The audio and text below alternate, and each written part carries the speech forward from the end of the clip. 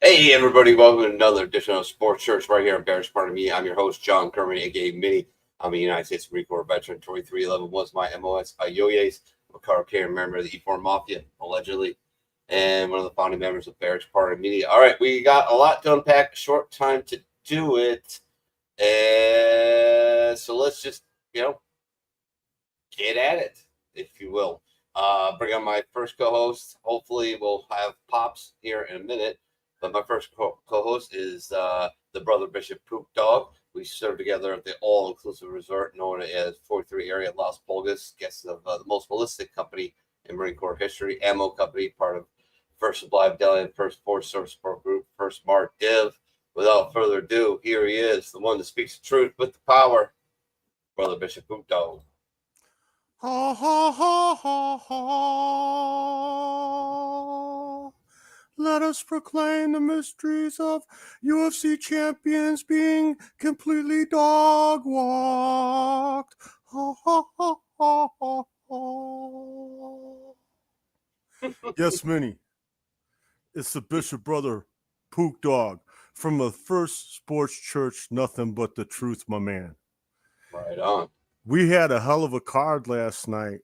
I guess just by the highlights I sent you. Yeah. Oh my God! Right. Yeah. And we had Khamzat Chimaev, which is a new champ here, taking on Duplessis.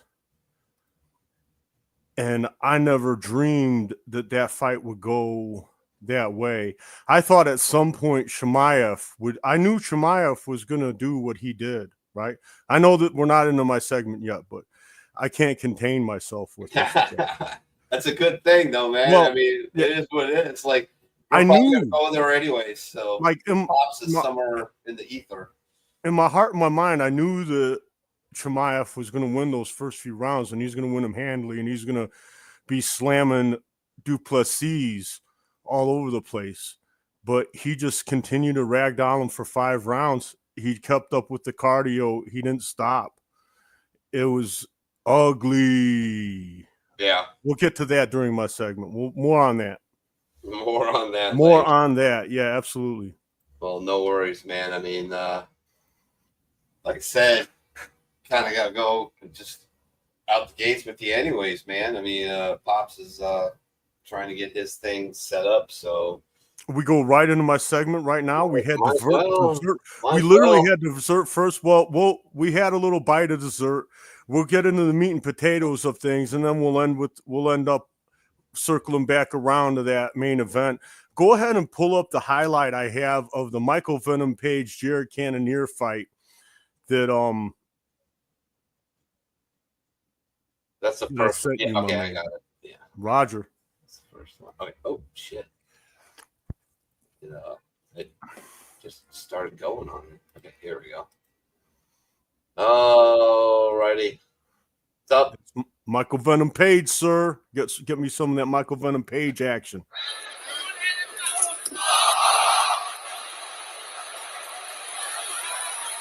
I just love watching this guy, man. He's everything I'm not. Like literally, the guy is so goddamn quick, and he's fighting with his hands down. I couldn't fight with my hands down versus a teenager. I get freaking blitzed. He's fighting with his hands. He does because he's a karate point fighter. Joe Rogan beats that into the ground. That's why he fights like that. But it's beautiful. It amazes me. Yeah, it's incredible. It's incredible how you fight another high level fighter. I mean, a guy, Jared Cannonier, been around for a long time, right? Yeah. How do you fight a journeyman like that, a guy who knows how to fight with your hands down like that, it's just incredible, man. The guy's like a video game. Dude's like a video game. Yeah. You know, I know he got beat by Ian Gary and he deserved a loss in that fight, but I mean, Ian Gary grappled him to death, you know. If Ian Gary fought his fight, I mean, that's not the idea, right? You're going to put together a game plan that's going to win. So we don't expect Ian Gary to fight that fight, but Ian Gary couldn't fight that fight. He wouldn't last any time in MVP's world if he fought him like that, you know. I mean, at the same time, you know, not really hats off to Cannonier. He should have figured out a plan to freaking get that guy on the ground and pound him out somehow, man. Really. I mean, I know he took a lot of he took a lot of shots at it, but I mean, number one, easier said than done. I wasn't in the ring, right? I wasn't in the ring. And supposedly Michael Venom Page wrestling has improved exponentially over the years, and he's working with some really high-level grapplers, I hear. But at the same time, we just saw him a few months ago get grappled to death, pressed up against the cage and whatnot. So anyway, excuse me. Moving on to the next fight, we got some fighting nerd action, my man. Oh boy. The fighting nerds. Yeah, Carlos Pratis was fighting another journeyman, a guy been around forever, Jeff Neal. So let's take a look at that clip.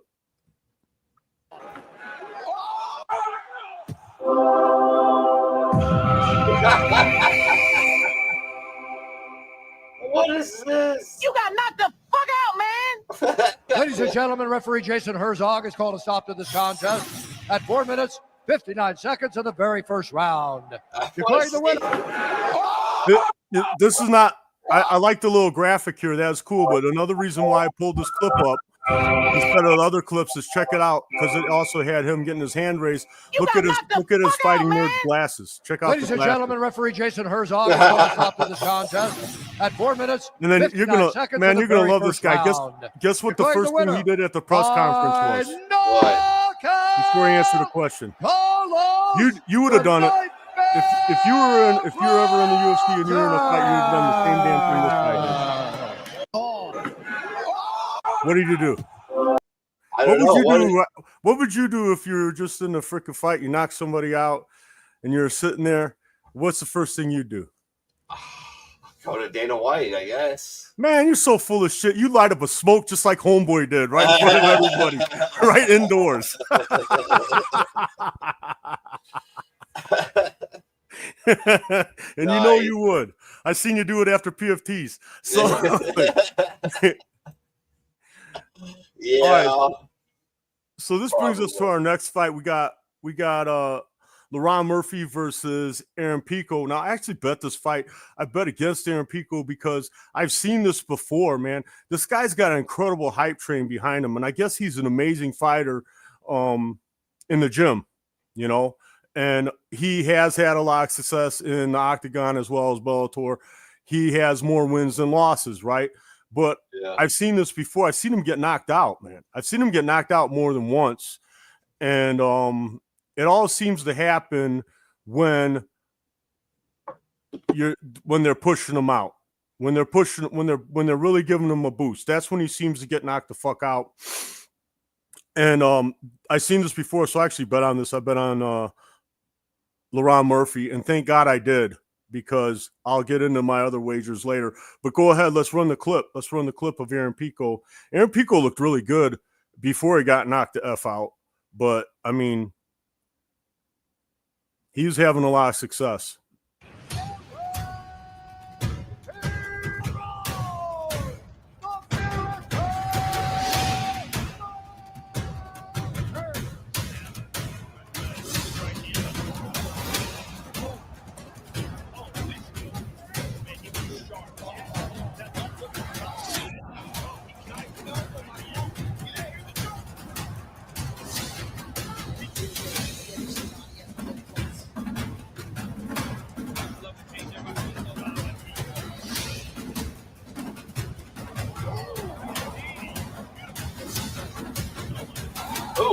So, as you can see, Aaron Pico had a lot of success in that first round before he got knocked out with that spinning back fist. That spinning back fist is a freaking weapon, man. it's a freaking weapon. We got, or spinning back elbow rather. We just saw 2 knockouts in a row from that spinning back elbow. That's straight up. That comes straight from all these, and there's not a lot of them anymore, right? There's not a lot of them, but back in the old days of this whole thing, it was style versus style. You remember that, and that's how the birth of the true mixed martial artist became what it is today, because there was a realization at some point that no way is the true way. Kind of like what Bruce Lee said, you got to take what works. So they kind of, and I realize it is a competition. There's no groin strikes. There's no eye gouging. There's a lot of stuff that you could do in a survival situation that you can't do in the octagon. But pretty much these mixed martial artists, they're working with everything that works. And that works. That's something straight out of the Taekwondo book. And there was a time back in the day when you had NCAA wrestlers that were just picking these Taekwondo black belts up and near death slamming them and shit, you know. So for a long time, Taekwondo was trashed a little bit, you know, but there's a lot of shit in Taekwondo that absolutely freaking works, man. Absolutely. It stands up on its own. We got these spinning back fists, all these freaking awesome like axe kicks, crescent kicks that knock people out, these freaking spinning back kicks that knock people out. That's all Taekwondo, man. That's all Taekwondo. There he is. That's Minnie. That's you. That's you. That's you. If you would have fought. Who's smoking in there? Carlos, what does a post-knockout cigarette feel like? Feel amazing. That's fucking amazing. Yeah, you know you would. Don't be a liar. You couldn't think of what you do.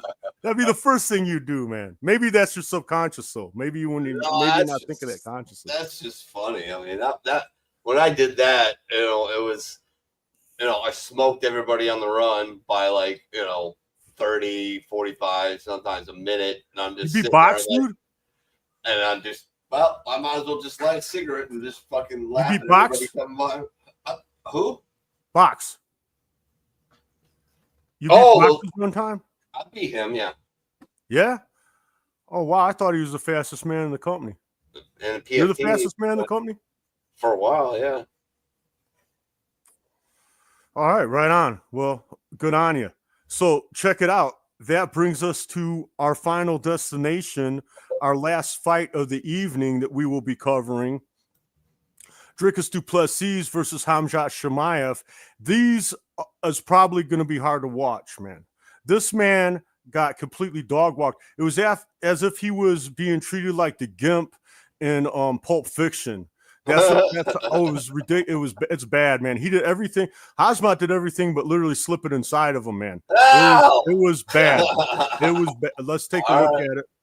The fifth round, because he's had a little bit of success, but outside of that, look. I shoot the double leg early. DDP snatches the guillotine and nearly uses it to reverse, but Chimaev settles on top. DDP hangs onto the choke, allowing Chimaev to threaten with a Von Flue before sliding into crucifix. He's careful not to overcommit and give DDP enough space to buck out. DDP eventually frees an arm, but remains stuck on bottom in side control for the rest of the round. 10-9 Chimaev. Round 2. Within 10 seconds, Chimaev gets to the hips and takes DDP's back against the fence. DDP spends the entire round trapped here. Every scramble attempt is shut down as Chimaev drags him back to the same position, mixing in knees to the body and constant choke threats. 10-8 Chimaev. Round 3. Once again, Chimaev shoots inside 10 seconds and takes DDP's back. As DDP works back up, Chimaev trips the lead leg and lands in guard. From there, he passes with ease into side control and then into crucifix. He stays patient, careful not to give DDP any space. When DDP does escape, Chimaev immediately takes the back and threatens another choke. 10-8 Chimaev. Round 4. The same pattern repeats. Chimaev drags DDP to the fence, trips him down, and passes to side control. The referee resets them to the feet. DDP lands a solid jab and a kick, but is immediately taken down again. 10-9 Chimaev. Round 5. The cycle continues with Chimaev dominating on the ground. In the final minute, DDP finally gets a lifeline. He regains guard and the ref stands him back up. DDP lands a sharp combination, but Chimaev answers with a jab into another takedown. This time, DDP sprawls and briefly gets on top. With a hook in, he threatens a choke, but lacks the control to finish. 10-9 Chimaev. Overall, 50-43 Khamzat Chimaev. How did you score the fight? Well, here's the thing, right? I wanted you to see the reason I picked that slide as opposed to some live highlight reel was that showed you the progression round by round, how much domination there was. Yeah. It seemed like that was the whole fight. It was wash, rinse, repeat. There was a point in the 5th round where DDP took the mount, got on top of Hazmat, but that didn't last long. It didn't last long. Yeah. I mean, he looked a little game on his feet in the 5th round. He still lost that round. He still lost that round. As game as he looked, that was the first round where he looked alive. You know, I handicapped this fight. You know, I tried to outsmart the bookies and I got middled myself. I took seriously because I thought this fight would have been, and this fight could have been over. He had him in a crucifix. He was being really safe though. You heard the guy talking about how safe he didn't want to lose that position. Had the guy in a crucifix. So that means he had both of his arms. He had one pinned underneath here and one pinned underneath here. So he had both of his arms pinned down and he has one arm free. And he was using that arm, and Dricus did a really good job of tucking his head in and not taking any damage. But he didn't have very much room. Excuse me. He didn't have very much room to throw these punches. There were these little pitter-pat punches. That whole time, and Rogan was yelling, he could have been freaking dropping elbows with that short little space he had. He probably could have had him out of there in that first round, which would have helped my wallet because I was getting 2-1 Chimaev first round. I also took Chimaev in the second round, game 5-1. I figured if it was going to happen for Chimaev, this is what I figured as a handicapper, and I was wrong. What I figured was and this is what a lot of people thought. It wasn't my only. This is not Pook's own original thoughts. This is the consensus, man. The consensus was if this fight went into deep water, the obvious advantage would go to Duplessis because he has the cardio. My man, that never happened. He got ragdolled this whole fight. He got freaking ragdolled this whole fight. Yeah. Completely ragdolled. So, man, what's next for DDP? He says he's going to be back. I don't think he's going to be back champ as long as Hazmat's there. Yeah. I mean, I don't know how you develop. I don't know how he's going to go to the lab and develop those kind of wrestling skills he's going to need to defeat Hamzat. You know, I mean, the guy has the will of a champion. He's got a heart of the champion. He never quit. He was in that fight the whole fight, even though he was completely getting dominated. He never lost his will. But that don't matter. You still got whooped. You still got beat, you know, whether you fought like a champion or not. I mean, I don't know what's next for that guy. What they're saying might be next for the champ, Hazmat, is a little RDR action possibly. I really like this up and coming fighter named Fluffy Hernandez. And I literally had it because he won the main event of a fight night a few weeks ago. Yeah. And I was like, A Star Is Born, and I literally had a whole segment for Fluffy, man. We were gonna do a whole thing on Fluffy, we never got around to it. But he's actually ranked 7 in that division, and it might be a while before he gets the Hazmat. He's also undefeated in the UFC, as is Hazmat is. As was Duplessis was. Duplessis was undefeated in the UFC. Duplessis has lost in other organizations years ago, but he was undefeated in the UFC. So this was really a battle of the unbeatens in the UFC, man. So Hazmat's the top of the food chain, baby. You know, that's my report on that. Let's move on to what's happening next in the UFC. Unless you have any thoughts, comments, or concerns on UFC 319's coverage, my man. Go ahead, man. No, we're good? Okay. Oop, wrong one. So we're gonna you got it? I got it.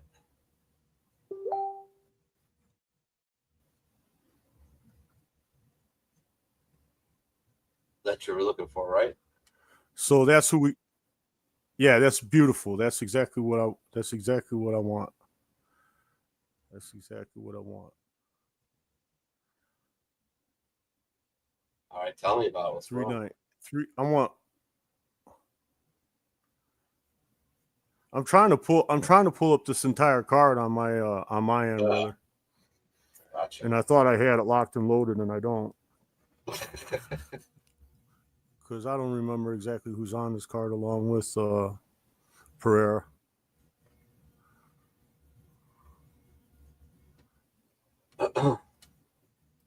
Well, Huh. yeah. Well, Minnie, What? it was you don't understand what's going on. Did this shit get canceled, bro? Because it was right here. Okay, I got it now. It's operator error, my man, as usual. So we got that on that card with Magomed Ankalaev. This is gonna be the second time they fight Alex Pereira. Alex Pereira taking the decision loss to Ankalaev last time they fought. We're gonna be seeing in action in that one Merab Dvalishvili versus Corey Sandhagen. That's gonna be for the bantamweight title belt, my man. So we're gonna have a little Merab action. We're gonna see a little Merab action. Now, I don't give Corey Sandhagen much of a chance. I really wonder what the odds makers put Corey Sandhagen on this one, because I got to think he's gonna be like 6-1 underdog. I mean, I love to see the odds. I don't know. I mean, you know, you can make an argument for Sandhagen that he belongs fighting the champ here because, you know, he's rattled off. Let's take a look. Let's actually take a look at his. Let's take a look at him, man. If I can pull that up without wasting any more time. Well, he just had a loss two fights ago.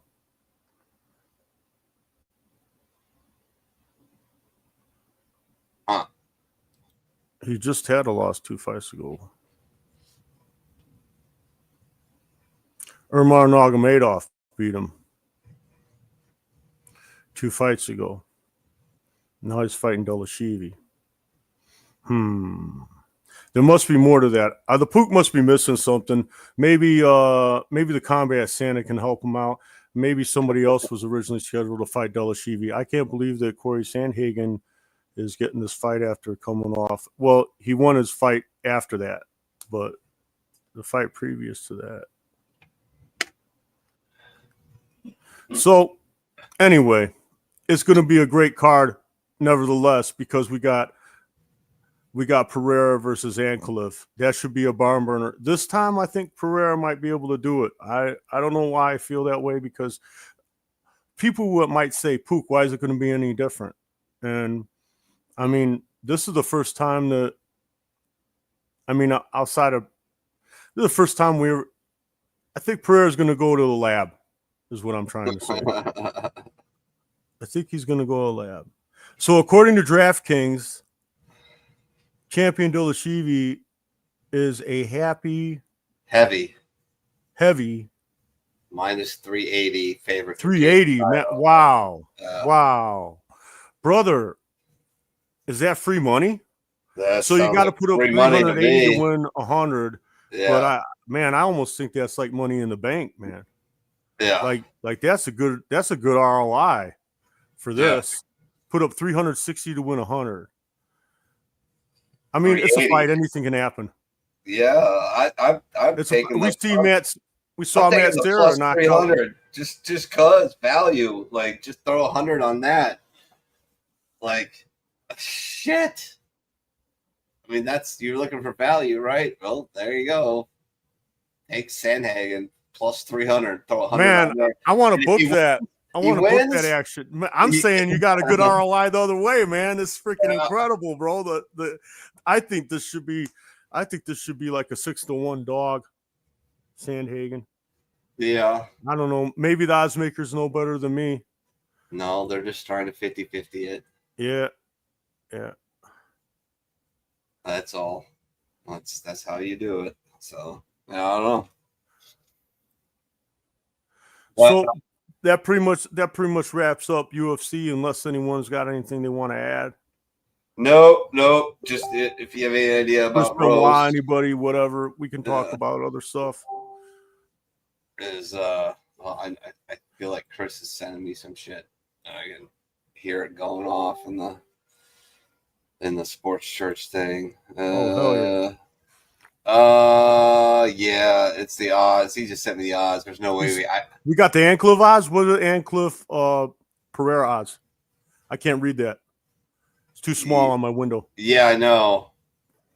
Do you need your readers? You gotta get your readers out, bro. You go fuck yourself. I know you need them. Anglem is fighter 1 minus 188. Yeah, man. I like Pereira, man. I like Pereira's Pereira, plus and I don't have a good 165. reason.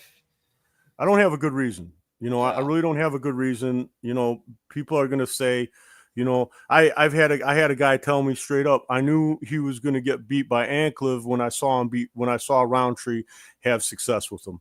Roundtree gave him the blueprint, and he's not gonna be able to stop Anklev in their first fight. But I mean, I watched the first fight.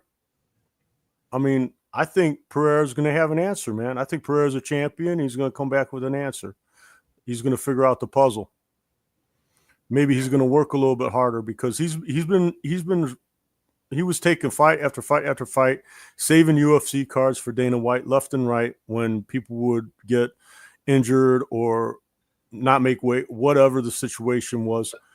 He was jumping in there. It seemed like we saw him fight like once every other month for a long time there. It was like he's a pride fighter. So if he settles down, maybe he has a real training camp, has time to freaking adjust and make adjustments for Anklev and see where he went wrong in the first fight, I think maybe he can come out on top on this fight. And I think you get a good value with him. You know, what is he, plus 130 on the comeback or something? I mean, that's pretty good money. I mean, if you're going to make a wager, if not, it's just fun rooting for Pereira. Pereira's a character. Chama. Okay. As you know, I wear a lot of hats. I wear a lot of hats here at Sports Church. You know, not only am I the bishop, but I'm also the MMA and gambling contributor, and I'm also the sole Bear fan here. That's the other hat that I have.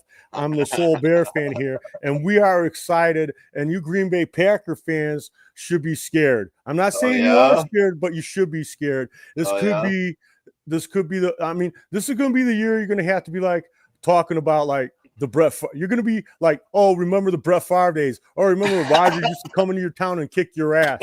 That's what you're going to have to go back to, because you weren't going to want to talk about the present when the Bears, with their revamped offensive line and their tremendous skill set that they have with Mr. Khalib and Ordonez, and you know who's the veteran wide receiver over there? You should know this. You're a fantasy honk, bro. I'm old. I can't remember names. It's not like I don't know who the guy is. All right, More. DJ Moore. Yeah. I mean, we'll see what happens, man. But I'm very optimistic. This is the first time I've been optimistic in a long time, too. And the reason I'm optimistic is because an offensive line has been a problem for a long time. And if they fix that problem, that's going to be huge, man. It's hard to pass the ball when you're, running for your life, as a quarterback. I mean, there's guys that can do it. Patty Mahomes. Brady can't handle no pressure. Brady can't handle no pressure, man. I see that guy fold up like a $4 lawn chair over and over again when he got pressured.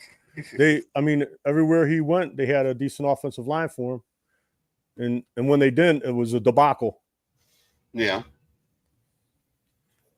That being said, I guess Brady's the GOAT, but at the same time, man, they made a special. He would have been out of the league with injuries. If he had to play like Joe Theismann did, if he had to play like Jim McMahon did, if he had to play like Phil Simms did, dude would have been out of the freaking league, bro. He would have been out of the league with injuries, man.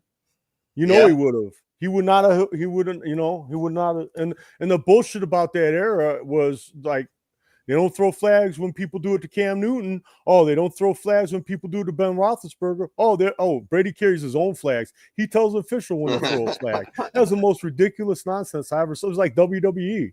It was like referee Danny Davis and, Macho Man Randy Savage nonsense, bro. It was just ridiculous, man. Anyway, I'll let you get on to your segment. I just wanted to. Oh, no worries, man. I just wanted to put the fear of God into you, no good, low life, and cheeseheads. Yeah, good luck with that. You can tell I'm absolutely shaking. Oh well, maybe you're not, but you should be if you had any sense. Yeah, any sense? I'll just take the track record of your illustrious team over the last I don't know, 40 years. 40? Oh my God, we had some good teams. You had a good team. Those include the Dickey years. You had a good team. A good team. No, we had one great. We had one. No, the Dickey years, my man, was total domination, especially the Green Bay Packers. Only thing we that got bounced out domination means is Super Bowls. That's the only thing that's dominated. Okay, it's the How only many thing Super Bowls have you won since '85? We got one. How many Super Bowls you won since '85? We got one great. None. We got one great team.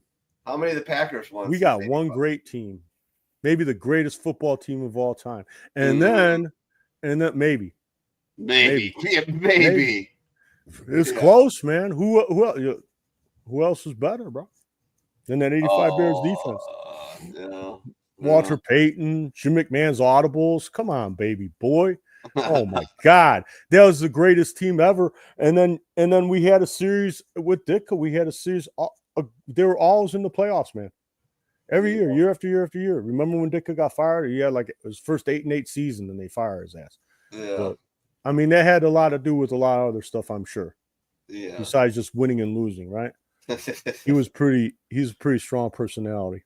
Yeah, a little bit. All right. Well, we can circle back around to football because Pops has somehow not been able to figure out how to get on. So I'll go ahead and talk a little bit of baseball. Make Chris Benoit Balls day. The Toronto Blue Jays, who I think everybody kind of blew them off at the beginning of the season. And fucking once you know it, they're in first place, 5 games up on the Boston Red Sox in the AL East. The Yankees, who are just embarrassing themselves on TV like every single night.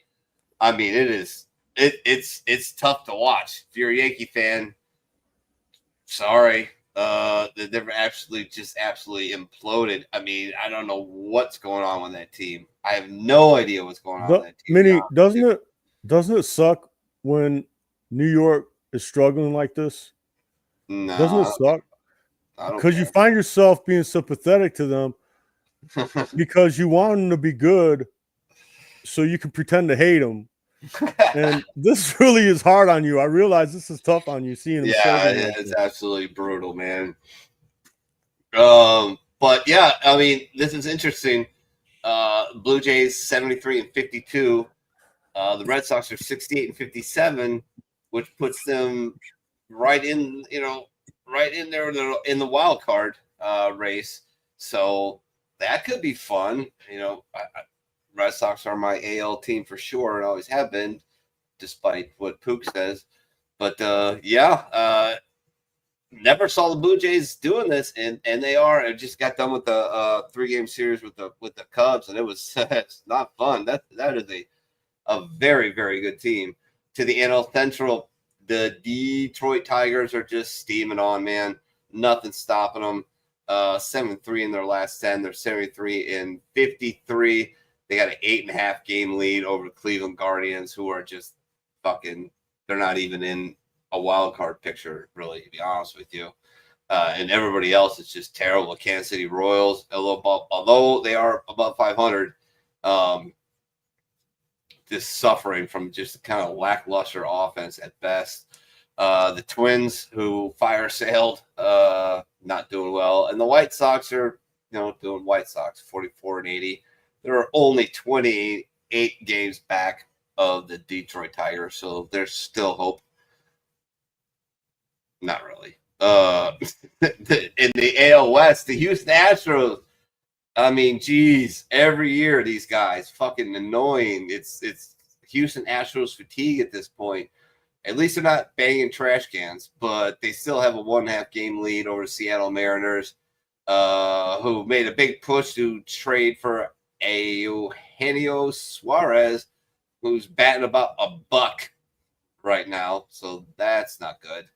Everybody else that's just, playing games because they get paid to. The Rangers are 8 games back. The Angels are 10. The Athletics are 14 games back. In the National League, things have got a little more interesting. Let's see if I can find it here. Zach Wheeler of the Philadelphia Phillies, who's unfortunately not going to win another Cy Young, but put on the IL with blood clots. The fuck that means? I mean, I know what a blood clot is. I just don't know where, how serious it is. But they had a 5.5 game lead over the New York Mets, and probably the 1, 2, 3 best starting rotation in the National League, maybe outside the Brewers. And they lose Zach Wheeler for I don't know how long. That could shake up the NL East big time. The Mets have been absolutely atrocious of late, 2-8 of the last 10.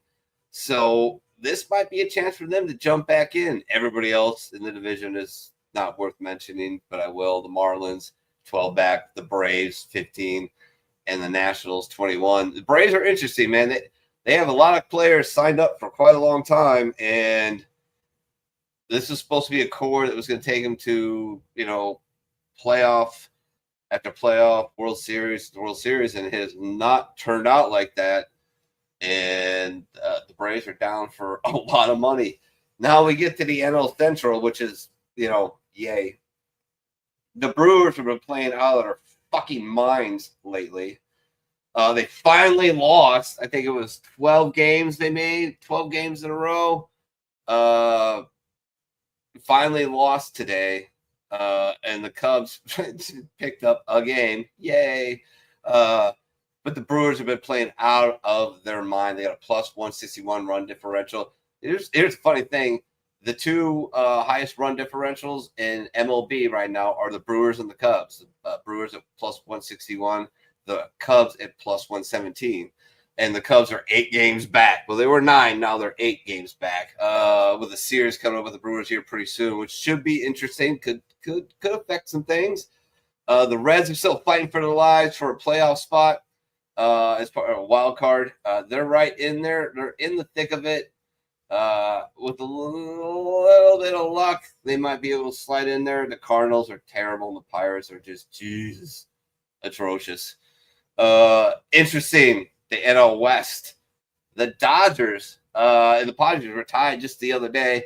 The Dodgers now have regained a 1-game lead over the Padres, who went all in at the trade deadline and added a ton of players, including most notably Mason Miller.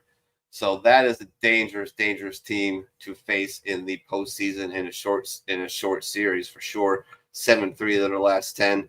98% to make the playoffs. The rest of the division, it was hanging tough. The Giants were in there for a minute. Then they traded for Rafael Devers, and then all of a sudden they just tanked. The Colorado Rockies are, they're bad. They're so bad.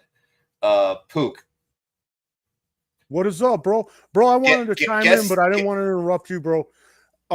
You were mentioning the trash can banging, bro. That goes back a ways. I know we can beat a dead horse on this. We've argued about it a lot, but just to reiterate my point about that, everything I know, see, I'm not like you. You are a baseball guy. You're a pure baseball guy. You really dreamt of playing the game at a professional level when you were a kid, and you meant it. You love baseball. You follow baseball. Probably with more heart than I follow the MMA, especially nowadays. But so that being said, you got a little bit different take on this than I do. And I played Little League, man, a little bit. And I know the baseball culture, and pretty much like if you're banging on trash cans, you're doing what you got to do to survive, baby. You're playing to win. Now, if you get caught banging on trash cans, you're a piece of shit. Yes. Is that how all the do I get it? Is that how it is? That's how it is, right? You're not. Or you don't feel that way. You're not. You feel like if you're not gamesmanship cheating, is one thing, but this is taking it. Yeah, don't get This is caught. taking it too far. Gamesmanship is one thing, but this is taking it too far. Yes. Do you tell the umpire that you're out when he called you safe and you're out by a mile? No. It's not really a game built around like gentleman's honor. Okay. It really isn't. It's a dirty game. It's a filthy game. It's a great game. Freaking dirtbags, bro. They call themselves that, these ball players, bro. Dirtbags, bro. It's a filthy game, bro. How do you bust a slump? The whole thing's a filthy game, bro. How do you bust a slum? Yeah, it's a filthy game, bro. You go and find a slump buster. Bro. That is what it is. But I got Miss Sully. Looking forward, it's pretty disappointing what the Cubs have gone through since the All-Star break. They've absolutely kind of just been, bleh. They've been terrible. The crazy thing is they're playing like 500 ball, but the Brewers just won't stop winning. And they're going to cost me a fucking bottle of booze, but that's fine. I mean, the playoff odds for them, the Brewers are going to 99.9%, the Cubs 97.3%. Bro. Like, they're going to get in there. But I had some conversations on the Twitter, and I was really, really upset about Jed Hoyer not doing jack shit at the deadline. And what he did do was trade for a guy named Mike Soroka, whose velocity was going down before he made the trade. Then he picked up the trade. The guy pitched 2 innings, and he's on the IL with shoulder fucking tightness. And, and then they got Willie Castro, which we needed another utility guy because no fucking reason whatsoever. That was basically the Cubs' moves at the deadline, which is upsetting. They still haven't signed Kyle Tucker to an extension, and he's playing terrible right now, especially since the All-Star break.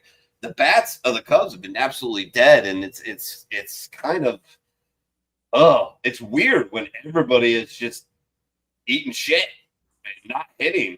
It's weird. It's usually you'll have a couple guys struggling, a couple guys up there picking them up and hitting the ball well, but the Cubs all around, at least up until the last couple of days, have been just terrible. And so hopefully that wakes up. But even in a short series, I don't have a lot of faith in this team. I think they'll make the playoffs as a wild card, and I think they'll get bounced. Damn, well, Minnie, I noticed you're not wearing your Cubby hat. I noticed that. I didn't notice that right off the bat. And I myself am not wearing my Cubby hat either. And I got a good reason because I'm looking toward the future here. I'm looking toward the future. So anyway, I want to interject real quick with the whole Brewers thing, man. I haven't seen anything like this since Manny Pacquiao when I lived in San Diego with all the Filipinos in the break room. As soon as you said anything about boxing or Manny Pacquiao, the place would just ignite and people would be talking about Manny Pacquiao. Brother, I got these Milwaukee transplants that I work with out here. A bunch of them that worked at like Oneida Casino or they worked at Ho Chunk or wherever they worked, right? These people from Milwaukee area, Milwaukee and do all these cheeseheads, right? Well, yeah, I always got to listen to them about the Green Bay Packers no matter what, right? That's always, that's what they're going to talk about. But lately, these guys have gotten there. I never seen them wearing Brewers gear. These guys are running around wearing Brewers t-shirts, Brewers hats, freaking talking about the Brewers to me in the break room. I freaking calling that shit out on them. I'm like, hey, bro, I ain't never seen you wear. Bro, I'm wearing my Cubby shit when the Cubs are freaking 500 and completely out of the playoffs, man. I'm still wearing my Cubby shit. I never seen these MFers wearing or talking baseball or, man, it's the bandwagon jumping right now. Yeah. It's going on, bro, with the Brewers. It's incredible. Yeah, it's incredible. I believe well, it. they might build a fan base if they keep this up. Yeah, right. Michael Snyder says Cubs versus Mets in the NLCS. Well, I think that's not going to happen. My man, Mike Snyder. What's up, Mikey? I don't know if that's going to happen. It'd be nice. nice. It'd be nice. But yeah, I don't know. Chris Benoit says, I can't wait till Shane Bieber makes his Jays debut. Yeah, we'll see, man. I mean, dude's coming off Tommy John, and you traded for a guy who's coming off of Tommy John. Okay, I mean, good luck for you. You know, I mean, good luck for you. I would love to see the Cubs and the Blue Jays in the World Series, but one of those is not going to happen, and it's probably going to be the Cubs. But the Jays have been very surprising and a breath of fresh air, and the best of luck to them. All right. Any other baseball talk or any other questions you want to give me before we give Pops his shot and then close it out? Well, Well, I'm running on empty, man. I'm sure we left something out, but you know, it always happens. I'm always kicking myself when I get off the show because there's all kinds of, when you're covering combat sports, it's not just, you know, MMA and stuff. There's all kinds of stuff going on all the time, you know. So I'm sure I'll remember something I was supposed to talk about, but that's okay. There's always next week. There's always next week. Yep. All right, Pops. That's what I normally say. It's always next week, but I don't think this week is going to happen. I don't know. Who knows? What you got? Anyway, we're using the phone. I can't get my computer to work.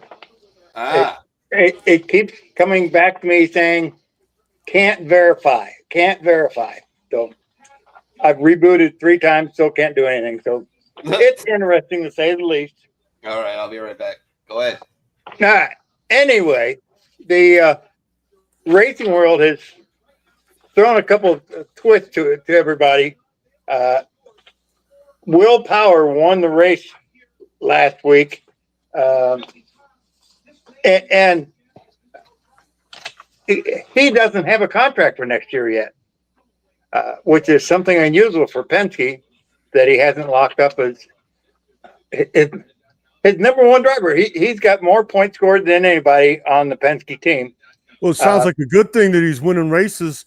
Sounds like he'll be able to have some leverage here. Well, yeah, but that's what I'm so confused that that Penske hasn't locked him into a contract for next year. And well, if you remember, Will joined the Indy Racing League to replace Castro Neves, who was being sued by the Internal Revenue Service. And when he finally won, did you hear that? He won against the Internal Revenue Service in court. How? I didn't think that's possible, Pops. That's what I said. And believe it or not, I mean, they treated Elio unbelievably terrible. Walked him into his court hearing in handcuffs and chains on his feet and up to his waist. I mean, they did everything that they could to embarrass the hell out of this guy. But he pled, fought his way through it and was able to tell the United States of America to go to hell. I wonder how much that cost him. Maybe a bunch. A tax debt. A bunch. No ifs, ands, or buts. I don't know if you can collect against the government when they do that. I don't know that I believe you can, sir. I don't know that he was willing to go back into court for anything. But Roger Penske, when Elio got cleared up, he wanted to put Elio back in the car, but so he had to create another team, and that's where Will came on to him. But that's 12 years ago. So Will's been around. He's won the championship numerous times. Won the Indianapolis 500. I just can't imagine why he hasn't re-signed him so far this year. So that'll be Alec Palou is locked up the championship. So that's one less thing that they got to worry about. But I can't believe that they're willing to let him go. But we'll have to wait and see what they end up coming up with. IndyCar is at Milwaukee next week, which I can't believe I'm not going to be there. I mean, that's how John and I got together in racing, was going to the Milwaukee Mile for IndyCar races and ASA races and everything. But anyway, we're surviving. In NASCAR, that's the other thing that's going absolutely nuts. and that the truck series has already picked their 10 drivers for the playoffs, and that begins next week. And let's see who all is in there. It's neat to see that Ty Majeski is in the playoffs. He won the championship last year, and he won the race 2 weeks ago. And it's the first win for Ford this year. So Nice. Ford has had a terrible time this year, and Majeski's had a terrible time.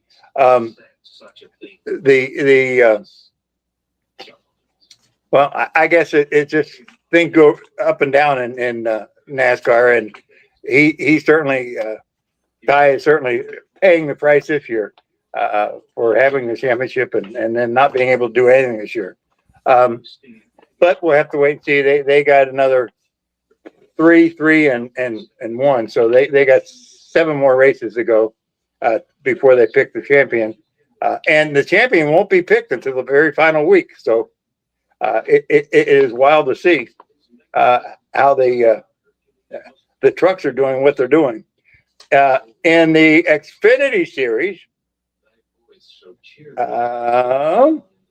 they've got one more race before they break down into the playoff stances, and they have 12 drivers that get to go for the playoffs, and then they go down to 8, and then down to 4, and from there they determine their championship. It's neat to see the guy that we've been rooting for, or I've been rooting for, I guess, is Sam Mayer out of Milwaukee. Yeah. So Sam is a young kid, but he always manages to pop up, and he is the first Ford driver in the Xfinity Series to win this year. So Nice. Ford has been kicked around this year. I don't know what happened. I guess. Well, I don't know. Toyota and Chevrolet have been just stomping on everybody. I guess that's the best way to say it. Let's see where we go from there. And not Winston Cup, NASCAR Cup Series. You've got 16 drivers that get into the playoffs, and the crazy part is that Denny Hamlin again is the tops in the playoffs with 4 wins. Kyle Larson is second with 3 wins. Shane Van Gisbergen has got 4 wins. That's the guy from Australia, not from Australia, New Zealand, who drove for Penske in the V8 Supercar Series in Australia, and told Penske he wants to drive here, and Penske made a seat for him. And so now, granted, he's only won on road course races, but he's won every road course race. So it's kind of neat to see. I do the same thing, Pops.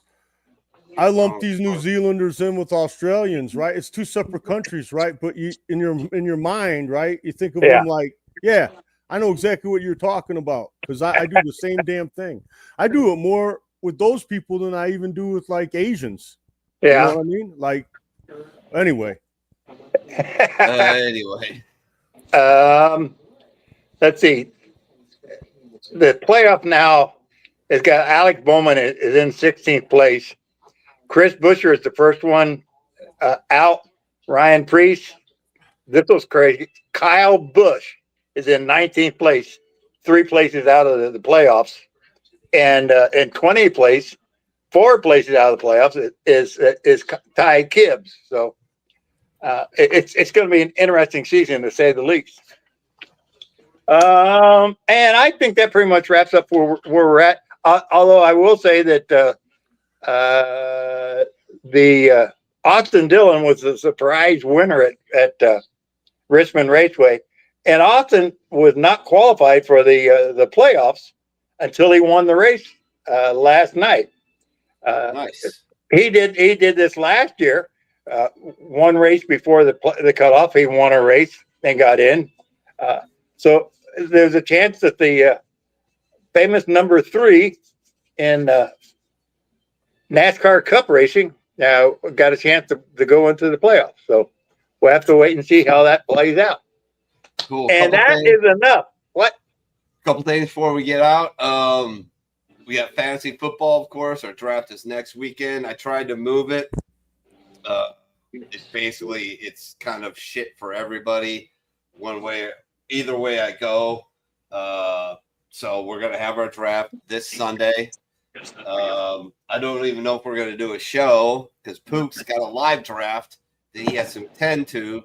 So I don't know. We'll see. But I haven't set the settings yet. I'll try and do that sometime early this week before the draft. It'll be big play heavy points. I don't think I'm going 2.5 on the points per reception this year. I might back it down to like 1.5, but everything else is pretty much going to stay the same. So keep your heads up for that. Who won the league last year? Pook. Pook? Pook did? Oh my God, Pook. No. Ain't the And- first time, Pops. I'll remind Minnie. Yeah, you won twice. That's not You true. won twice. That's not true. Yeah. That's just bullshit. Okay. That's just bullshit. That's just Oh, I won the look at that. inaugural year with George Pardos. Yeah. And then I won another year too that ain't been recorded somehow that you lost in the records. They've been I lost. didn't no. lose anything. I was Yeah. so full of shit. Anyways, big deal. Before we get out of here, got to talk about this for sure. The UFC announces a 7-year, $7.7 billion deal to stream all numbered fights and fight nights on Paramount Plus with select events on CBS. What do you think about that, Pook? Yeah, I left that out. I'm not exactly happy about that, but it ain't gonna affect me in one way or the other. I really like the idea of Netflix because everyone's got it.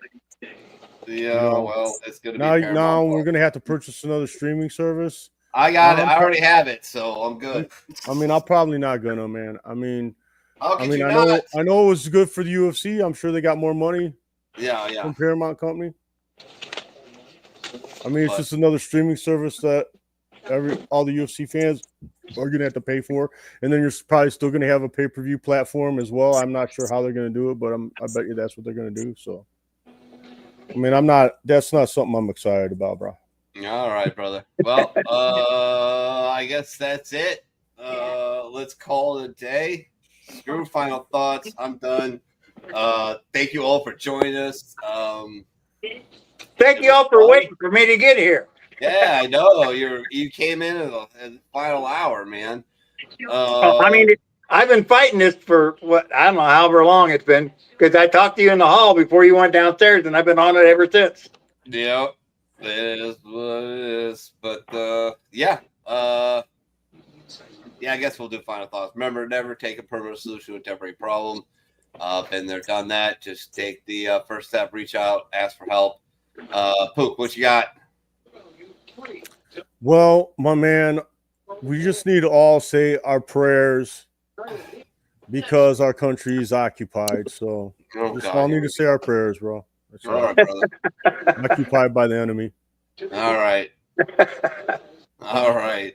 And I don't have any final thoughts because I'm still trying to work on the program I was supposed to do. So anyway, There you we'll go. see you all next week. I really appreciate being here. All righty. I'm pretty tired. Think I'll go home now.